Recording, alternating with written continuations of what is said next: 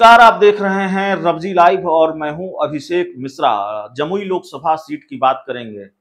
वैसे तो बिहार में लोकसभा की 40 सीटें हैं, लेकिन इन 40 सीटों में कुछ हॉट सीट भी है।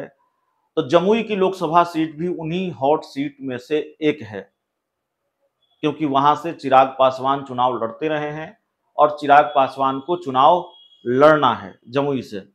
कई बार ये कयास लगे, इस बात की चर्चा तेज हुई कि चिराग पासवान हाजीपुर सीट से चुनाव लड़ सकते हैं, लेकिन जब ये चर्चा तेज हुई, थोड़ी गर्माहट बढ़ी इस बात को लेकर कि चिराग पासवान खुद हाजीपुर से आ रहे हैं क्या मैदान में, तो जमुई में अपने संसदीय क्षेत्र में चिराग पासवान को सफाई देनी पड़ी।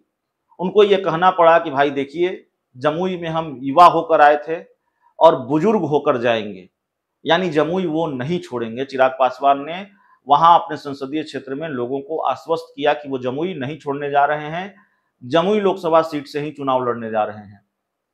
तो जमुई लोकसभा सीट से चुनाव लड़ने जा रहे हैं तो इस बार चिराग पासवान की राह आसान इसलिए नहीं है क्योंकि 2014 में और 2019 में, 14 में नहीं 2019 में नीतीश कुमार दोस्त थे एलजेपी के, एनडीए गठबंधन में नीतीश कुमार थे, तो चिराग पासवान की मदद भी नीतीश कुमार ने की थी। इस बार नीतीश कुमार का साथ चिराग पासवान को नहीं मिलेगा, तो बिना नीतीश कुमार के चिराग पासवान क्या कमाल कर पाते हैं, यह भी देखना होगा। और ऊपर से नीतीश कुमार और चिराग पासवान के बीच दुश्मनी जिस तरीके से है, तो नीतीश कुमार और लालू यादव भी चाहेंगे कि चिराग पासवान को इस बार जमुई सीट से बेदखल किया जाए, जमुई सीट को महागठबंधन के कब्जे में लाया जाए। अब सवाल यह है कि महागठबंधन के पास पहलवान कौन है। देखिए, महागठबंधन के पास दो तगड़े पहलवान हैं, एक लालू यादव के पास है, एक नीतीश कुमार के पास है। लालू यादव के पास भी चौधरी जी हैं, नीतीश कुमार के पास भी चौधरी जी हैं। लालू यादव के पास उदय नारायण चौधरी है, वो भी दावेदार हैं, मजबूत दावेदार हैं जमुई लोकसभा सीट से। और चिराग पासवान और उदय नारायण चौधरी के बीच मुकाबला हो जाए जमुई में तो कोई हैरानी की बात नहीं होनी चाहिए। आरजेडी अगर उदय नारायण चौधरी को मैदान में उतार दे तो हैरानी की बात नहीं होनी चाहिए, क्योंकि ये चर्चा लंबे वक्त से चल रही है।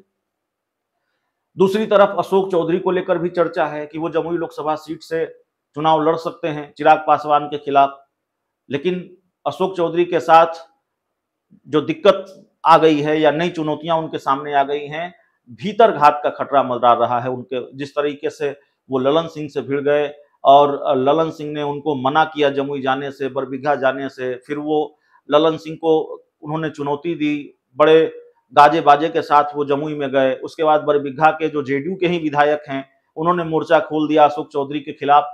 तो ऐसा लगता है कि अगर जेडीयू ने उतारा अशोक चौधरी को तो भीतर घात हो जाएगा, यानी जेडीयू का जो स्थानीय संगठन है, सुदर्शन है, ललन सिंह हैं, ये सब अशोक चौधरी को निपटा देंगे, खेल हो जाएगा।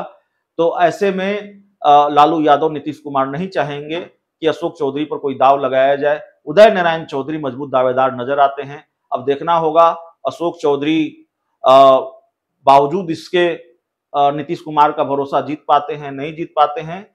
लेकिन अभी जो नजर आ रहा है, सबसे मजबूत दावेदार उदय नारायण चौधरी ही नजर आ रहे हैं। बहुत बहुत धन्यवाद।